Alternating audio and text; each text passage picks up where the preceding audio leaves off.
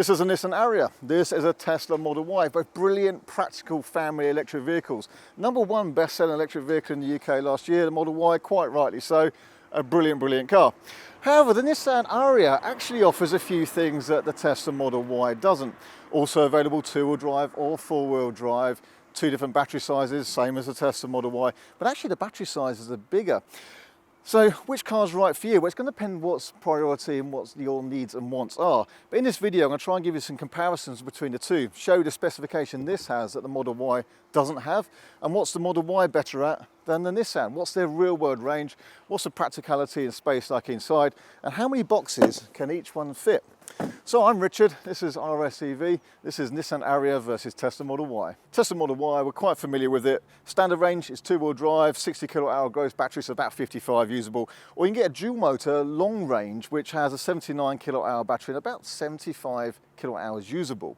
Then you've got the performance, same battery, even faster.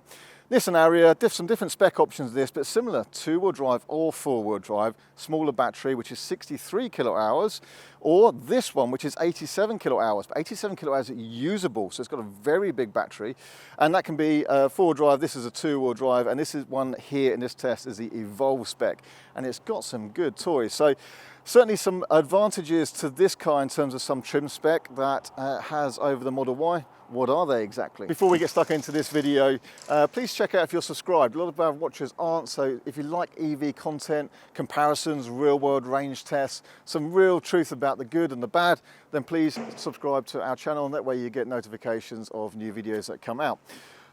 Otherwise, make sure you like this video, hopefully you do, and leave your comments below. We always read through them and we do answer as many as we can. So we're very familiar with the Tesla Model Y, and we've covered this in many videos before, and we usually say just how good it is. There's some really good advantages. There's also some bits that aren't so good. So let's cover those first before we move on to the Ariya. Tesla, one of its big advantages is down to charging. So Tesla supercharging network, the route planner, it makes charging super simple. You don't have to even think about it.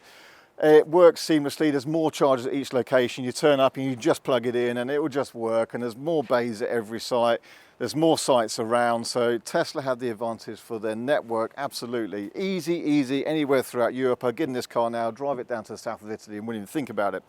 It also has a higher peak charging speed. So a long range example, for example, would go up to 250 kilowatts. Now that's its peak. It does kind of calm down from there.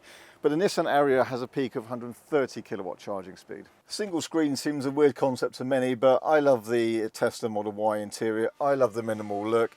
This screen is such better quality. It's easier to use. I think it is more intuitive. And the speedo, okay, you don't have a dash in front of you there. Your speedo's right here. It really isn't a problem. The visibility is brilliant. I really like having two phone chargers here, so both the driver and passenger have got an easy place to put their phone and charge them both up at the same time. And we've got loads of center console storage. It's just simple, but very practical, and I think very easy to use and get used to. A lot of people are a bit scared of it, but don't be, it's super simple. Plus all Model Ys have got premium audio, and it's very, very good. It's a great sound system, real depth to it. They're also very fast, especially the performance and long ranges. I mean, true performance out of both of those, to be honest. And they're sharp and they're agile, and they'll appeal to a keen driver. They are very sharp. However, the payoff for that is a slightly firm ride. So that brings me on to some of the things that aren't so brilliant about a Model Y. They're not massive things, but they are important to some. So number one, the ride is a bit fidgety. Now in 2023, they brought out a comfort suspension and it's improved things a little bit. There is a little bit of difference, but it's not night and day. And certainly on some country roads and around town, it's fidgety. And if you're carrying a little bit of extra timber like me, it makes you know about it. It fat shames you. On the motorway though, fine. The Model Y seats as well, most people find them very, very comfortable, but I don't find them personally that supportive. There's no extendable thigh adjustment. I find the seats a little bit short here and not too much side bolster support. So if you are pushing on, you do tend to sort of move around in the seat a little bit. And the view from the rear view mirror isn't brilliant, especially if there's people sat in here like that. And the Model Y headlights aren't amazing. They're bright LED, but their beam pattern often blinds anything on the left, and there's no matrix option. Not yet, at least. We keep thinking that will come, but it hasn't yet. So no matrix headlights, whereas on the Ariya, that is an option. With the Model Y, one thing I do like is just the fact that your phone is a key. You don't have to carry a separate key around like you would with the Nissan and just about any other car. With the Tesla, your phone is a key, you walk up, it just opens. You get in it, you put your foot on the brake, it just starts. You get out, you close the door, it just stops and turns off. And that's great, I like that. Whereas with the Ariya, you have to have a key on you like this, and you have to push the start stop button manually. So that leads me on to a few more bits about the Ariya. What does it have that the Tesla Model Y doesn't? So, option for matrix headlights, one. Number two, the option for an opening sunroof. Camera at the front, so you've got 360 parking vision. Proper heating elements in the windscreen. So the Ariya has the same issue where if someone's sitting in the back, the rear visibility isn't brilliant. However, the Ariya has this option. If I flick that, it goes to a rear camera view. And that is actually very useful. This Ariya also has a heated steering wheel, but this, the Tesla doesn't have, cooled seats. So vented cooled seats as well as heated seats. You can also adjust the height of your headrest in the Nissan, which is something you can't do with the Tesla. We'll get some people in the back in a minute to compare the space and rear legroom and headroom. But what the Ariya does have are buttons here to turn on the rear seat heaters. In the Tesla, there aren't rear buttons, not yet at least. It might be coming on a future model. But at the moment, you have to go, Dad, can you turn on my rear heated seat? So anybody with a Tesla and kids that want heated seats will know the pain of that. And I do like the way you've got USB-A and USB-C sockets. Now, you might call me sad, but the Ariya also has a sunglasses holder. And I just don't get it when cars don't have a sunglasses holder. It keeps it out of the way rather than ending up in cup holders and pockets and stuff like that. A sunglasses holder up here, yes please, thank you Nissan. The Tesla Model Y doesn't have passenger seat memory, this Ariya does. So that's quite useful. My daughter has a seat forward and up a bit, and my wife doesn't. So to have passenger seat memory is quite a useful thing. Maybe that'll come through on the Tesla at some point with software updates, but it's not there now, it is on the Ariya. The seats don't have tons of side support, a bit like the Tesla, but they do just have that slightly longer seat base, which I prefer. And if I was to pick, for me, which is more comfortable, I would pick the Nissan. And in terms of comfort, this also applies to ride quality. The Ariya is the smoother riding car. Not quite as wafty and wallowy as a Hyundai Ioniq 5 perhaps, but just a nice balance. It's a very refined, smooth, quiet car, and if ride comfort on your Model Y you're finding a bit firm, you probably find the Ariya a much more comfortable car. And if you like a rear wiper blade, the Ariya has one, the Tesla Model Y does not. And if Apple CarPlay is your thing, you have that option in the Ariya as well.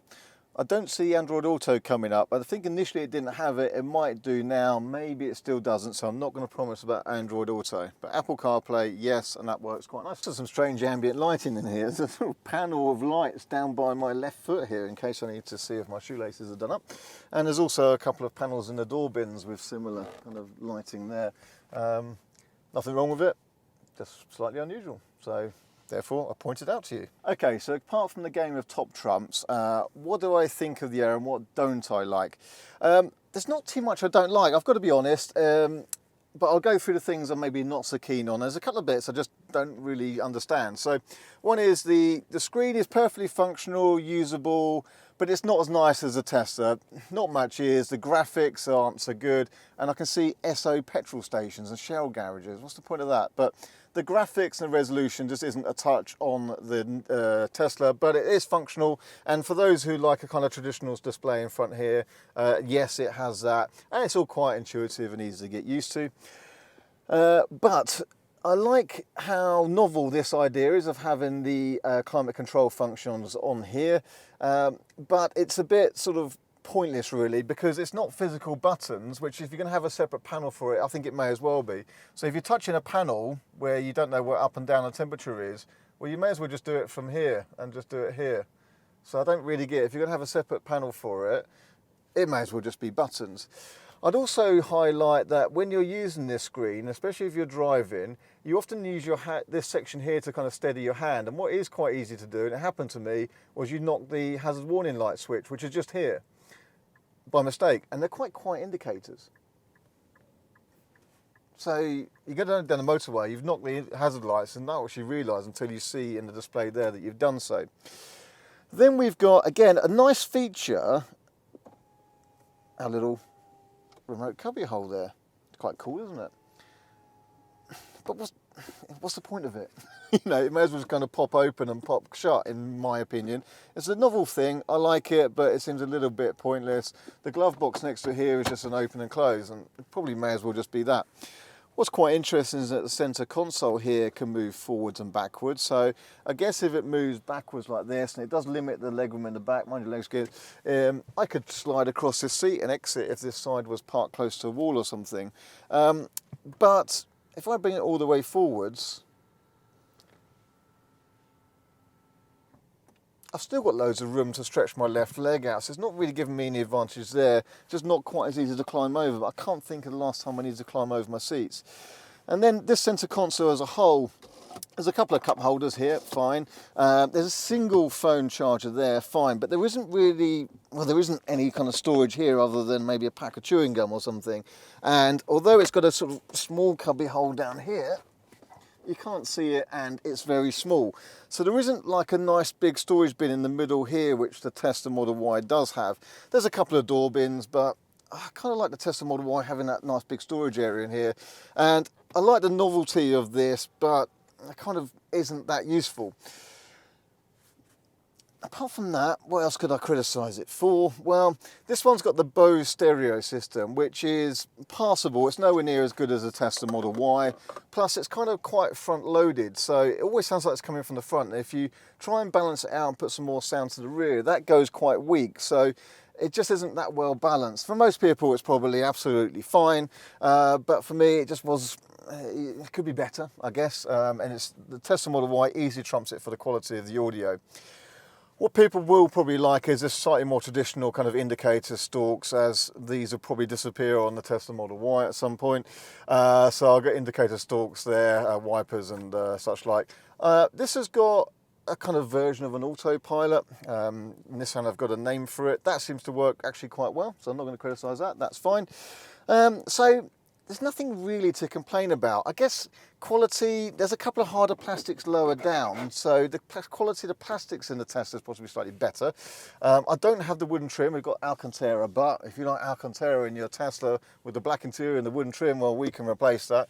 But it's functional, it feels durable, it was very quiet, very refined, quite pleasant to drive. Not as fast as a Tesla, so this is the big battery two-wheel drive, but it's a bit more leisurely at some 7-something seconds to 60, top speed of 99 miles per hour, so still adequate for your family use. Okay, there we have it, a good all-rounder, but what I wanted to get onto now is to test the practicality. What's the space like for passengers front and back, and how many Ikea removal boxes can we fit in each? Let's say you're moving house and you happen to have some Ikea packing boxes. How many can we fit in each car? We're about to find out. So let's see how easy it is to take the parcel shelf out. It's a magnetic affair with the Model Y, and I've made it more difficult by putting that there. Let's get out of that first. There we go, it's out. Tesla Model Y seats fold easily like this, and you can actually fold them in 3 sections, which is nice as well. And let's see how many boxes we can fit in. So, can I get one under there? Nearly, I'll count that as a yes.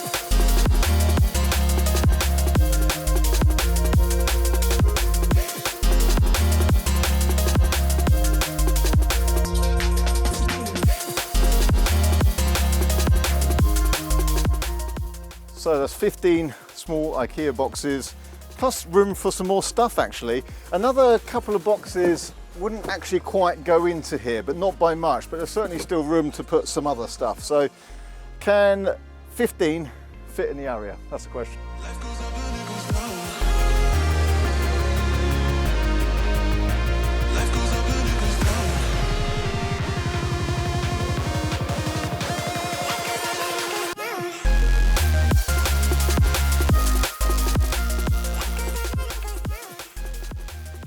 So, the Ariya also takes 15 boxes, but not as easily. In fact, I think just about every one of those boxes, none of them are upright.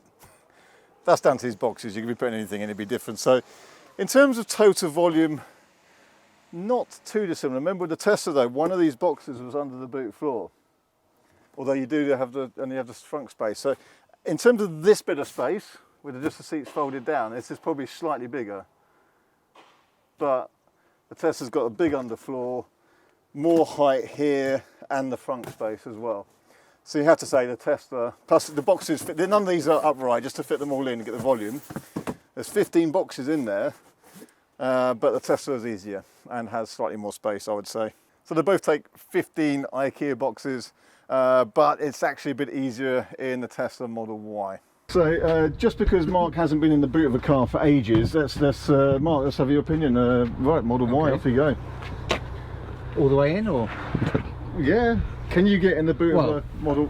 Never tried. You're going in the underfloor bit. No, you won't get in there. I thought that was the idea.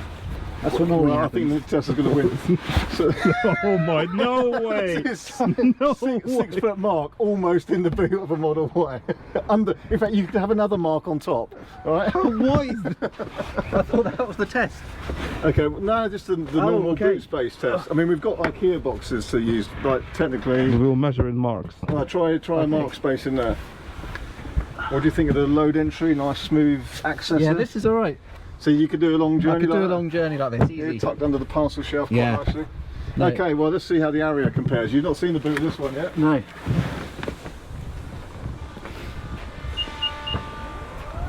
But the Ariya also has foot gesture control. Look at that. Okay, let's remove this. Let's see how you get under the floor. Maybe not. Okay, not that bit then. Okay, let's see how you go in here. Again, nice smooth access. It's a bit higher up though, isn't it? Yeah. No, this is going to be a problem, I think.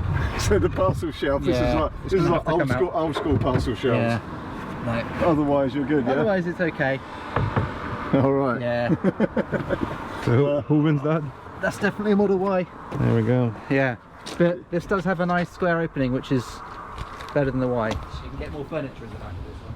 You reckon? You do. Well, Mark is an expert in Mark is furniture. expert at furniture moving, so if you're picking up a cabinet, you'd probably go for simply because of the angle here, it tapers in a bit. Furniture moving expert. Yeah. Plus, Mark also very nearly fits entirely in the front of a Model Y. Not quite. Nearly. What about the Ariya? Well, not a chance because it doesn't have a front space. It just has a leaf storage. Let's have a look. How easy to get the seatbelt on? Do you I've got no chance. That little strap on the top of the rear seat so that your seatbelt doesn't get caught behind it? Do you like that? It's come off though. Do I like that? His is just unpopped his, but your seat, if you fold the seats down, hello, you've been working out, mate. Steady on. I can food breakfast. Okay. Right. Thanks. Alright, 3 put in the back. What, are you deliberately making yourself wide? No. So I'm now on the side. I'm not in the seat. Yeah, legroom's great, isn't it? Headroom, legroom, but I can't get my feet under the seat in front that well, but shoulder room is the limit here. Yeah, I'm like half of the seat now. Considering how much knee room. The seat. Now it's even worse. Yeah, so if I were to sit back, I need to be. So you need if I sit behind you. Right, you lean forward, Mark. You lean forward. Right, so that's how. Oh yeah, that's fine. Yeah, that's good. Yeah, I could do 5 minutes. Which leaves us, as long as you're that wide, you're good. Yeah. Okay. So I could sit like this. I thought it'd be bigger in the back. Yeah, well, we know what to say there. So the leg room and knee room's really good, but the shoulder room's the limit, isn't it? Yeah. Okay. Well, let's see if it's better in a Model Y. Yeah.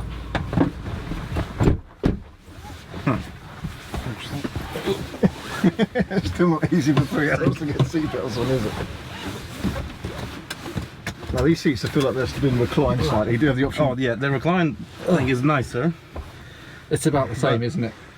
But I'm now more in the seat. So before in Ariya I was like this. I'm marginally better in the Model Y, to be fair. I thought it might be the other way around. The only thing, this door card is wide. It feels like this could be thinner there. Yeah. And then you'd have the space. It just needs, dare I say, another couple of inches. Way more. More headroom. There's actually, this is an extra sort of visor for the glass roof. Plus, I can get my feet look at that. Properly under the seat in front. I also have extra room here. I can get under the console. This is good. Yeah. I didn't have that. So this console, you've got more space in the back, plus, although this doesn't slide around, there's much more storage in there. So probably Model Y, actually. And I thought this is where the Ariya might take it. Model Y takes it. It's still not perfect for 3 adults, but I'm better in this. But this is the big. Yeah, more leg. I can move my feet around more, actually, to be fair. So, okay, that's a win for the Model Y. That surprised me. Thought that might be Ariya. Okay, so let's wrap things up. Before I do, let's just talk a little bit about the efficiency and real world range. So there's more of this in our first video about the Ariya. When I first collected this car, took it on a long drive, measured the efficiency and the energy used and calculated some real world range capability. But essentially this example here with the big battery two-wheel drive is certainly capable of doing 300 miles. So that's good.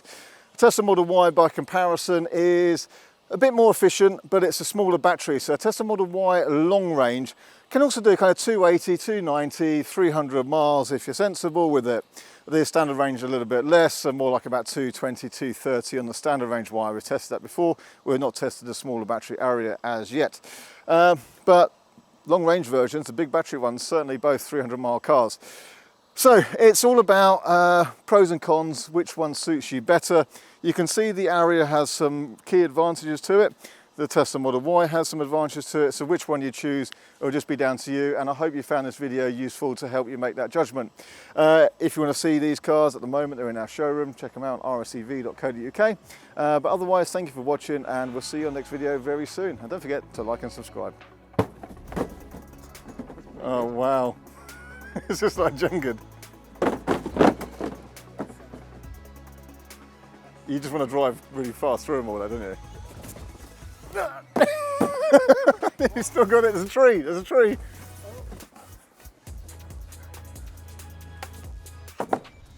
I've seen this when they put bricks on each other's head.